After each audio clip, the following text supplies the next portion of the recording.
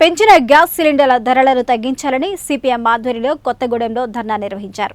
Kothagudem bus stand సెంటర్లో ఖాళీ gas సిలిండర్లతో CPM నిరసన ప్రదర్శన నిర్వహించింది. ఖాళీ సిలిండర్ పక్కనే పొయ్యిపై వంట చేస్తున్నట్లు నిరసన తెలిపారు. పేద ప్రజల జీవన ప్రమాణాలను మెరుగుపరచవలసిన కేంద్ర ప్రభుత్వం ప్రజానీకాన్ని ఇబ్బందుల పాలు చేస్తుందని సిపిఎం నాయకులు విమర్శించారు.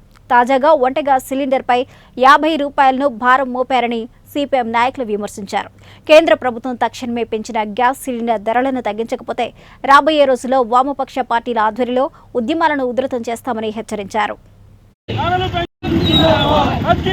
పెంచిన గ్యాస్ ధరలను వెంటనే ప్రజలకు భారంగా ఉన్నటువంటి గ్యాస్ సబ్సిడీ ఇచ్చేటువంటి ప్రభుత్వాల పైన కూడా భారం పడుతుంది.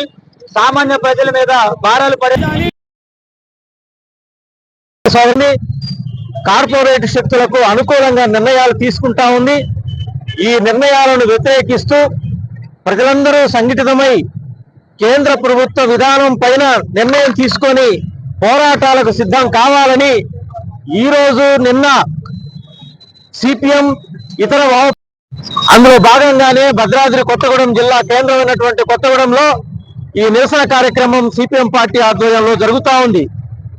ప్రజలారా, ప్రజాస్వామిక వాదులారా, ఇప్పటికైనా కేంద్ర బీజేపీ ప్రభుత్వం అనుసరించేటటువంటి ప్రజా వ్యతిరేక విధానాలను అర్థం చేసుకోవాలని మేము విజ్ఞప్తి చేస్తా ఉన్నాం. ధరలు వాటంతట అయ్యే పెరుగుతా ఉన్నాయి కాబట్టి మనం ఏమి చేయలేము అనేటటువంటి నిస్సహాయ స్థితికి, నిరుత్సాహానికి గురి కావాల్సిన అవసరం లేదు. మహా ప్రభుత్వాలే ప్రజలు తెలుసుకుంటే ప్రజా చైతన్యంతో కూలిపోయినటువంటి పరిస్థితి ఉంది.